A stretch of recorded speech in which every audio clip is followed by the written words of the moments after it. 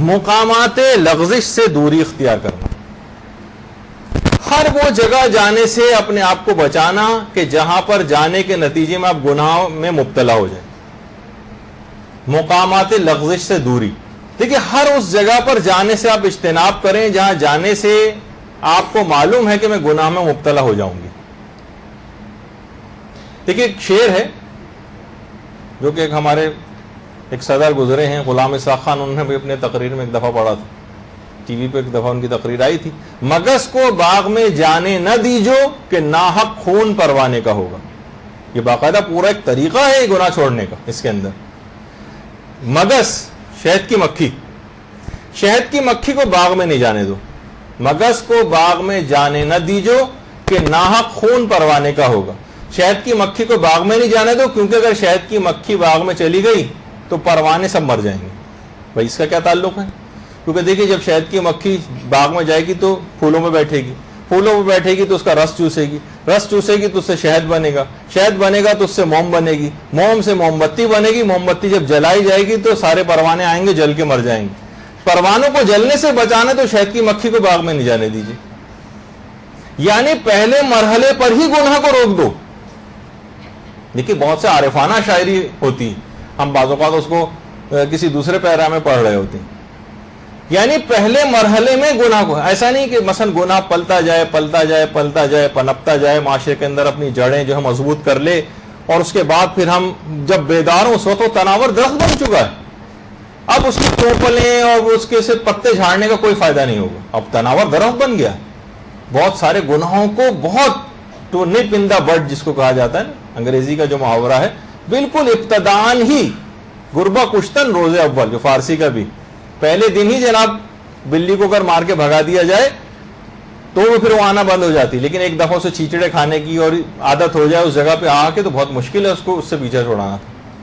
تو بہت ابتدائی مرحلے میں دیکھیے بہت ساری مخلوط اجتماعات ایسے جس میں ہمیں جانا پڑ جاتا ہے. بہت ساری چیزیں ایسی ہیں جیسے کہ خود گھر میں ہمارے جیسے ٹی وی ہے، اس کو کوئی معمولی چیز نہ سمجھیں. آپ کہیں گے کہ اچھا یہ ہمیں شاید کوئی پرانے کسی دور کے اندر جو پہاڑوں کا اور جو پرانا پتھروں کا دور ہے اس میں واپس لے جانا چاہتے ہیں. یہ سب چیزیں تو گھروں میں ہیں، ہاں بالکل گھر میں ہوں، لیکن ان کے جائز استعمال کے ساتھ.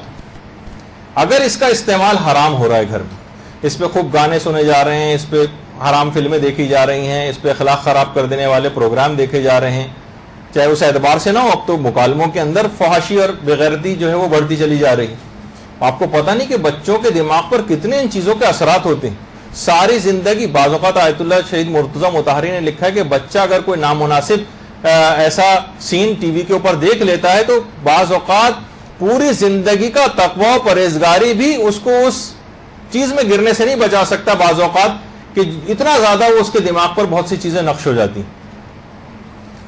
تو بہت ساری چیزیں ایسی ہیں کہ اس کو اب گھر میں دیکھنا چاہیے. اسی طرح جیسے ٹی وی ہے ہمارا، انٹرنیٹ ہے ہمارا، کمپیوٹر ہے، تو سب چیزیں کیا ہیں، ان میں بہت احتیاط کی ضرورت ہے.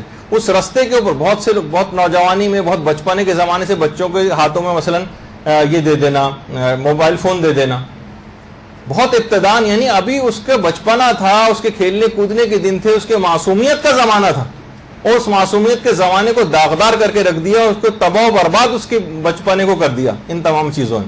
اور کہا وہ افراد پھر اس کے بعد پھرتے ہیں، پھر روتے ہوئے پھرتے ہیں، والدین علماء کے پاس جاتے ہیں، ان سے پوچھتے ہیں بچہ خراب ہو گیا اب کیا کریں فلاں چیز. آپ نے خود ہی بچے کو پانی میں تالاب میں دھکا دیا تھا، اس کے بعد کہہ رہے ہیں کہ دیکھو تالاب میں گرتے رہے، خبردار گیلے نہ ہونے پانے. کیسے ممکن ہے؟ یہ سب چیزیں بھی اس کو آپ نے پرووائڈ کر دی. سارے گناہ کے آلات گھر کے اندر مہیا کر کے رکھے ہیں، گناہوں کی طرف ایکسس اس کا اتنا آسان کر دیا آپ نے گھر میں. اگر واقع اب یہ بھی نہیں کہ ہم کہہ رہے کہ ان چیزوں سے اپنے ان بچوں کو دور کر لیں ایک دم سے، اس طرح سے نہیں، لیکن ان کو کسی قواعد و ضوابط کا، والدین کو ذہانت کا استعمال کرنا پڑے گا. کتنے ٹی وی ایسے جو پروگرام ہیں جو ٹی وی کے اوپر آتے ہیں، گھر میں سربراہ ادارہ کی ذمہ داری ہوگی کہ کچھ نہ کچھ وہ اس طرح کی چیزوں کا انتظام کرے کہ کون سی عمر کا بچہ کون سا پروگرام دیکھے گا. ٹی وی پر کتنے ایسے چینلز ہیں کہ جو کہ سینسر کر کے نکالے جا سکتے ہیں. ان باقاعدہ آپ چیزیں سیکھیے کہ کس طرح سے ہم اس چینل کو اسکپ کر سکتے ہیں، کون سے چینل کو لاک کر سکتے ہیں، کیا کر سکتے ہیں. بچے تو اپنی ظاہر اس لحاظ سے آگے بڑھ رہے ہیں، چیز تو اپنے اب اس کو ہٹا نہیں سکتے، ورنہ کہیں اور جائے گا اور کوئی خرابی اس کو ہوگی، وہ بالکل آزادانہ اور بے باکانہ اس کو دیکھے گا. لیکن گھر میں اس کو یہ سب چیزیں مہیا کر دی جائیں. ایرانی ڈش مثلا ایک آتی ہے, اس پہ کتنے ایران کی جتنے بھی فلمیں اور پروگرامز بھی آتے ہیں اس میں کوئی مخرب الاخلاق چیز نہیں ہوتی. کوشش کریں مثلا یہ کہ آپ اس میں بھی دیکھ لیں اگر کوئی بعض اوقات ایسی چیز آنے لگی, لیکن کبھی ہم نے ایسا نہیں دیکھا کہ اس کے اندر اس طرح کی کوئی چیز ہو. یہ متبادل چیز مہیا کر کے پھر کسی چیز کو آپ کو لینا ہوگا. ایک دم سے ایک چنگیز خانہ حکم جو ہے وہ جاری کر کے آپ اس چیز کو نہیں روک سکتے. پھر وہ یا تو بغاوت کریں گے بچے یا کچھ اور مسئلہ ہوگا, تو ان کو متبادل مہیا کرنا پڑے گا. متبادل تو اس متبادل کو مہیا کرنے کے نتیجے میں اسی طریقے سے اچھا ٹی وی پہ کون سی عمر کا بچہ کون سا پروگرام دیکھے گا کون سا نہیں دیکھے گا, یہ آپ کو طے کرنا پڑے, سربراہ ادارہ کو گھر کو طے کرنا پڑے گا کہ کون سی عمر کا بچہ کون سا پروگرام دیکھے گا کون سا نہیں, کون سے چینل نکالنے ہیں, کون سے کیا کرنے ہیں. کسی ٹی وی والے کو بلائیے, کسی کو بلائیے, دوسری اور جو بہترین کربلا ٹی وی ہے, ہدایت ٹی وی ہے, ہادی ٹی وی ہے, کتنے سارے اور چینل. کوشش کریں تھوڑا سا پیسہ خرچ کریں, اپنے بچوں کو بچانا ہے, ان کی آخرت کو بچانا ہے, ان کی دنیا کو بچانا ہے. والدین ذرا سی بیماری ہو جاتی ہے لاکھوں روپے خرچ کرنے کو تیار ہو جاتے ہیں. جسمانی طور پہ اگر بیمار ہو جائے, یہاں اس کی روح بیمار پڑ رہی ہے, ساری اس کی ہمیشہ کی زندگی جو ہے وہ خراب ہوئی چلی جا رہی ہے. اس کے لیے چند ہزار روپے نہیں خرچ کر سکتا مثلا باپ کی چیزیں مہیا کر دے اسے گھر پہ, تاکہ اس کا ذرا رخ تبدیل ہو جائے, وہ کسی اور طرف جائے, ورنہ اس رستے پر آگے بڑھتا چلا گیا. ابھی سے آپ نے ساری چیزیں پہلے دن سے اسے مہیا کر دی تو کتنی زیادہ مشکلات اور پریشانیوں کا وہ گھر جو ہے وہ شکار ہو جائے گا. وہ بچوں کو پھر بچانا بہت مشکل ہو جائے گا, پھر بہت معاملہ آگے چلا جاتا ہے, پھر وہ سنتے نہیں جب ایک دفعہ کسی چیز کے بہت زیادہ عادی بن جائیں. تو بیوقوف قسم کے اگر والدین ہوں وہ بچوں پر اعتماد کر کے یہ سب چیزیں سامنے رکھی جائیں. مثلا کوئی بچہ اپنے کمرے کے اندر اس کو نہیں الاؤ کیا جائے, ایسی جگہ پہ مثلا کمپیوٹر وغیرہ رکھا جائے جو عام و درفت کی جگہ ہو, ہر شخص کے آتے جاتے اس پہ نگاہ پڑے تاکہ اس کا کوئی غلط استعمال نہ کر سکے. اسی طریقے سے مثلا اگر ذرا سا بھی ذہین باپ ہے اپنے کسٹڈی میں یہ چیزیں رکھے, یا مثلا انٹرنیٹ وغیرہ کے اوپر فیملی فلٹرز آتے ہیں, کچھ پیسے خرچ کرے, چند ڈالرز خرچ کرنا پڑتے ہیں, پیمنٹ کرنا پڑتی ہیں, اور ان تمام ویب سائٹ تک اس کی رسائی نہیں ہو سکتی, وہ سب بلاک ہو جائیں گی. اس کے لیے باپ کچھ پیسے خرچ کرے, دماغ کو استعمال کرے, برین استعمال کرے, ذہانت کا مظاہرہ کرے, جائے پوچھے گچھے کسی سے, ایسے افراد ہیں جن سے رابطہ کرے کہ میں فیملی فلٹرز پہ کیسے لگواؤں کہ اس پہ یہ سب چیزیں بلاک ہو جائیں, نہیں دیکھ سکے بچہ. یہ سب کام کرنے پڑیں گے اور حتی الامکان بچانا پڑے گا. تربیت اولاد کے اندر واضح طور پر ایک بات آتی ہے کہ یہ ہے نا قو انفسکم و اہلیکم نارا, قرآن کی آیت کے اپنی اولاد کو اور اپنے گھر والوں کو مثلا خود کو اور گھر والوں کو دہکتی ہوئی آگ سے بچاؤ. تو آگ سے کیسے بچایا جاتا ہے؟ مثلا اگر بچہ ناسمجھ بچہ 2 سال کا آگ کی طرف جا رہا ہے اور ہمیں معلوم ہے کہ اس کے اندر جل کے مر جائے گا, تو ہم صرف یہ آرام سے کہیں گے دیکھو بیٹا مت جاؤ آگ کی طرف, اور وہ پھر بھی چلتا ہو جا رہا ہے, پھر بھی وہ صرف ہلکے پھلکے طریقے سے کہیں نہیں, آپ اٹھیں گی, بھاگتی ہوئی جائیں گی, چیخیں گی, چلائیں گی, لوگوں کو مدد کے لیے بلائیں گی. یہ سب چیزیں آپ کو کرنا پڑیں گی, پھر کہیں جا کے آپ اس بچے کو اس آگ سے بچا سکیں گے. تو یہ بھی جہنم کی ایک آگ ہے دہکتی ہوئی, جو ان تمام ان چیزوں ان کی برزخی شکل بنے گی. ٹی وی پہ جو مناظر دیکھیں اس کی ایک برزخی شکل ہوگی, انٹرنیٹ پہ جو مناظر دیکھ رہا ہے اس کی ایک برزخی شکل ہوگی, اس کو نتائج بھگتنے پڑیں گے آگے چل کر. یہ بچہ ابھی سے خراب ہو رہا ہے, اس کی معصومیت تباہ و برباد ہوئی چلی جا رہی ہے. تو ان چیزوں کو والدین کو فقط یہ نہیں کہ بیٹا مت کرو, مت بیٹھو, اٹھ جاؤ, بہت دیر ہو گئی فلاں, اس سے کام نہیں چلے گا. اقدامات کریں, آگے بڑھیں, کس طرح سے مشورہ کریں, علماء کے پاس جائیں, کچھ اور افراد سے مشورہ کریں, میں اس کو کیسے اس چیز سے چھڑاؤں, کون سی ایسی متبادل چیزیں مہیا کروں جس سے بچہ جو ہے وہ کسی بھی اس کا بھی شکار نہ ہو احساس کمتری کا کہ سب بچوں کے پاس ہے اس کے پاس نہیں ہے, لیکن کسی ضابطے کے تحت تو لے کر آئیے اس کو. یہ ایک بہت اہم ترین مسئلہ ہے. دیکھیے ایک زمانہ تھا, یہ دیکھیے کہ جیسے ابھی ہم گفتگو کر رہے تھے کہ مگس کو باغ میں جانے نہ دیجو کہ نہا خون پروانے کا ہوگا, کہ شہد کی مکھی کو باغ میں نہیں جانے دینا, کیونکہ پہلے مرحلے پر ہی اس کو روک دیں گناہ کو. ورنہ یہ جب معاملہ بچہ اس کا اتنا عادی ہو گیا, لاکھ آپ اسے منع کریں وہ مانے کا نہیں. بچہ اس کا اتنا عادی ہو گیا کمپیوٹر وغیرہ کا, لاکھ منع کر نہیں, اسے کسی جب چیز دلائیں اس سے باقاعدہ ایگریمنٹ کریں, بٹھا کے سنجیدہ گفتگو کریں بچے سے.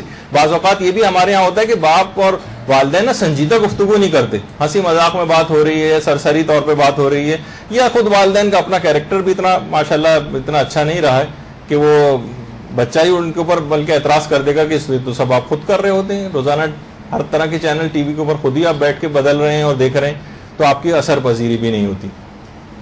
دیکھیے جب ایک زمانہ تھا بہت عرصے پہلے, جب قیام پاکستان کا ابتدائی دور تھا, تو اس وقت 2 اسلامی فلمیں آئی تھیں اور کراچی میں بھی دکھائی گئی تھی. ان کا بڑا ایڈورٹائز ہوا تھا, کیا گیا تھا ان کا, ایڈورٹیزمنٹس وغیرہ آئے تھے کہ جناب دیکھیں اسلامی فلمیں ہیں اور اس کو دیکھنے کے لیے تو علماء سے فتاوے پوچھے گئے کہ کیا ہم اسلامی فلمیں، ایک اللہ اکبر ایک فلم بنی تھی، سبحان اللہ بنی تھی، اللہ اکبر اور سبحان اللہ، جس میں صرف حج اور کعبہ اور اس طرح کی چیزیں، اس پہ ایک فلم پوری بنائی تھی.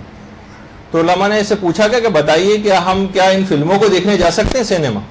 تو وہاں سے بڑا حکیمانہ جواب آیا علماء کی طرف سے. کہا کہ وہ افراد کے جو حرام فلمیں دیکھنے کے لیے سینما جاتے ہی رہتے ہیں وہ ان فلموں کو دیکھنے ضرور جائیں، اور وہ افراد جو کبھی سینما نہیں گئے وہ ان فلموں کو دیکھنے بھی نہ جائیں.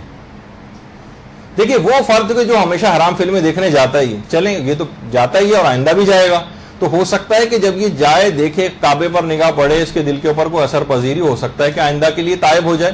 تو خانہ کعبہ کتنے ایسے فاسق و فاجر افراد ہوتے ہیں، حج پہ جاتے ہیں پہلی دفعہ خانہ کعبہ پہ نگاہ پڑتے ہیں بالکل منقلب ہو کے واپس آتے ہیں وہاں سے، اس کے لیے امکان ہے. لیکن وہ افراد کے جو کبھی سینما نہیں گئے ان کے لیے وہ اس فلم کو دیکھنے بھی نہ جائیں، کیونکہ بعض اوقات شیطان چارہ ڈالتا ہے. دیکھیے جب وہ انسان جو کبھی سینما نہیں گیا اب یہ جائے گا دیکھنے کے لیے وہاں پر، تو وہاں کا ایئر کنڈیشن ماحول دیکھے گا اور تاریکی اور بڑے بڑے اتنی بڑی اسکرین، اس کو دیکھنے کا اس کو ایک الگ چسکا لگے گا. پھر یہ حرام فلمیں بھی دیکھنے نہ چلا جائے اس ایک فلم کو دیکھنے. تو شیطان بعض اوقات چارہ ڈال کے آگے لے کر آتا ہے اس طرف آؤ، تو نہیں، اس کو پہلے مرحلے پر ہی روک دو. تم کیونکہ کبھی دیکھنے نہیں گئے تو اس کو بھی دیکھنے مت جاؤ وہاں پر، اس برائی کی جگہ پہ ہو سکتا ہے کہ تمہارا دل بار بار چاہنے لگے جانے کے لیے.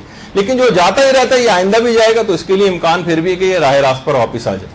تو بہت ساری دیکھیے چیزیں ایسی ہیں، کتنی پکنک پارٹیز ایسی ہوتی ہیں، کتنی تقاریب ہمارے گھروں میں ایسی ہوتی ہیں کہ جو کہ حرام کام کا پیش خیمہ بن جاتی. وہ ہوتی بڑی حدیث قصہ سے بعض اوقات ابتدا ہوتی ایسے پروگراموں کی، تلاوت قرآن سے بعض اوقات ابتدا ہوتی. ٹی وی کے جتنے بھی وہ پروگرام آتے ہیں جس کے اندر مثلا ایوارڈز کی تقریب اور فلاں، اس میں قاری صاحب آتے ہیں اور پہلے جو ہے وہ مثلا اس میں آ کر گفتگو یعنی تلاوت قرآن کرنے لگتے ہیں آ کر، اور اس کے بعد وہ بس وہاں کی حد تک تلاوت ہوتی ہے. اس کے بعد جو فسق و فجور اور گانوں اور اس کا سب تمام کا سلسلہ شروع ہوتا ہے وہاں پر، تو ہر قسم کا غیر اسلامی کام وہاں پر ہم کو نظر آتا ہے. تو ابتداً پہلے مرحلے پر ہی اس چیز کو روک دینا ضروری ہے گناہ کو، کیونکہ ایک دفعہ بھی یہ چیز آگے آئی تو پھر یہ بات یاد رکھ لیجئے. جب بھی کہا جاتا ہے بہت سی، اس کے اندر بھی آیا کہ بازاروں میں انسان آمد و رفت اپنی کم کرے. بہت سے پرانے فقہاء نے تو اپنی کتابوں میں لکھا بھی ہے کہ بازاروں میں سب سے آخر میں جانا اور سب سے پہلے باہر آنا مستحب، کیونکہ بازار وہ جگہ ہے، روایتوں میں آیا کہ جہاں شیطان صبح سے ہی اپنی کرسی کو گاڑ دیتا ہے، اپنے جھنڈے کو لگا دیتا ہے اور وہاں پر آ کر براجمان ہو کر بیٹھ جاتا ہے. اور اس کے بعد پھر بازاروں کے اندر کتنا جھوٹ بولا جاتا ہے، کتنا دھوکہ دیا جاتا ہے، کتنا فراڈ ہوتا ہے وہاں پر، کتنی فسق و فجور والی بازاروں کے اندر چیزیں ہوتی ہیں. تو کہا گیا کہ تم کم سے کم ان جگہوں کے اوپر جاؤ کہ جہاں پر تمہیں کسی حرام کام میں مبتلا ہونا پڑے.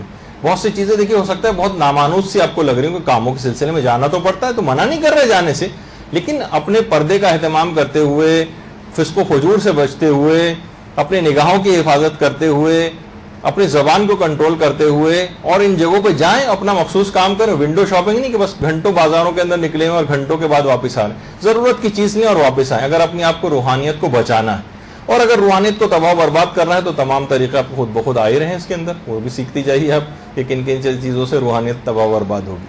برحمتك يا أرحم الراحمين وصلى الله على محمد وآله الطاهرين.